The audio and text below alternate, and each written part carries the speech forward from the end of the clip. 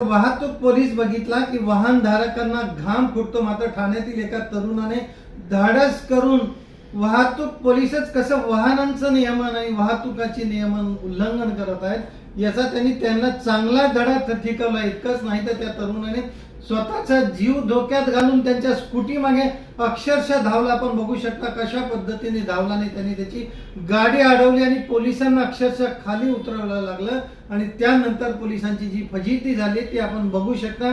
त्यांची number plate चक्क गंज लागलेला आहे, तिच्यावर कुठलाही नंबर दिसत नाही, वाहनाला कुठलेही आरशे नाही, त्याच्या स्कूटीला नंबर प्लेट धडायची नाही आणि असे पोलीस ते वाहन वापरता खरं तर बेकायदेशीर आहेत. इतकंच नाही तर त्या तरुणाला त्यांनी उलट उत्तर दिलं की आम्ही ती जप्त करत आहोत. साहेब, ते जर जप्त करत आहात तर आपल्या स्कूटीवर पोलिसांचा लोगो लागलेला आहे, हे तर तुम्ही लपवू शकत नाही ना, किंवा बोलताना ती तरी काळजी घ्यायला पाहिजे होती. असं धाडस खरोखर प्रत्येक नागरिकाने केलं तर उद्धटपणे वागणाऱ्या अधिकाऱ्यांना सुद्धा कसा धडा देऊ शकतो याचं एक ज्वलंत उदाहरण, त्याची व्हिडिओ आता संपूर्ण महाराष्ट्रात व्हायरल होत आहे.